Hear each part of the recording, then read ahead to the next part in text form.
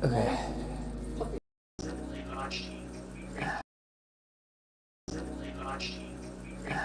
All right. So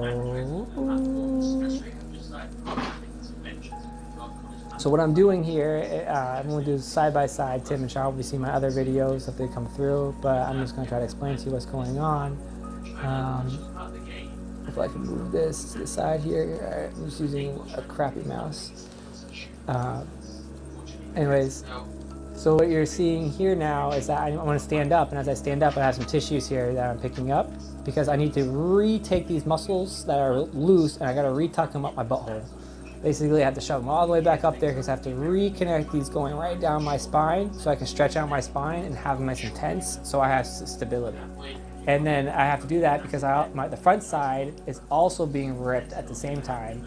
So I'm having a double whammy occurring because this area is also ripped on me as well because it starts from the back of my spine here, goes all the way around like a U shape. It connects right by your penis or your vagina, and then that tissue goes all the way up your front of your stomach to your xiphoid process, right? Which is why I had that removed at some point, which is hilarious. But as you can see, there's so many muscles here that I'm constantly relying on. But if they fatigue out or they're not stiff enough, then I start to experience all the symptoms that you were watching in the other videos.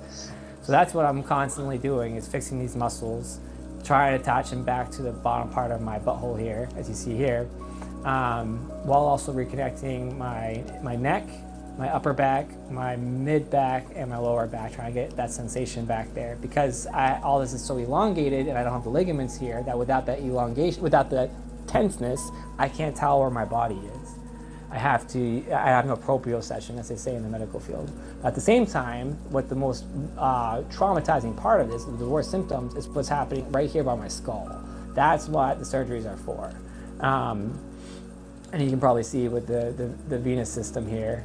I don't want to do arterial, let's do the blue system. You'll see that while all this is going on, that now my hyoid bone this hyoid bone here is affecting, is now, because muscles are too loose, now I'm basically being relied on different structures that I should not have to be relying my posture on, or sitting upright, or even just standing. Muscles and ligaments that should not be the main force of holding me up, because those muscles are no longer working and the other ligaments are no longer working. And so if we blow up here, and then here's another part. Yeah, here I am. I'm trying to re-stimulate all these muscles and get nice and tight so that this area here ultimately can be free to flow through, and there isn't a bunch of impingements happening because there's no original structure. There's no original ligaments holding me together anymore. Now all this area is being clogged up, and if I just put the skin back on, this will help you really see it. Boom, you see this skin, this whole area is being clogged up because I can no longer hold myself up anymore without reconnecting the spine first. But all this area I'm trying to protect, because if I take off the skin, now you can see what's underneath the hood.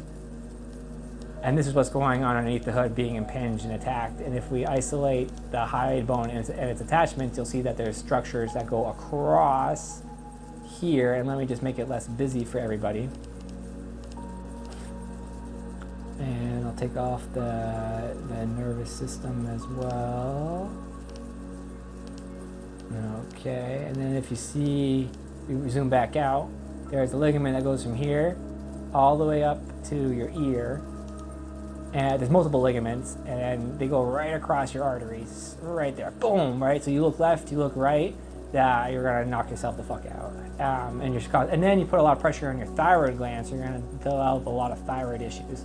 So I'm looking to get surgery here, and I'm looking to get surgery from muscles that attach to my shoulder blades, because as you saw earlier, I'm constantly trying to stretch out my shoulder blades to help hold me up.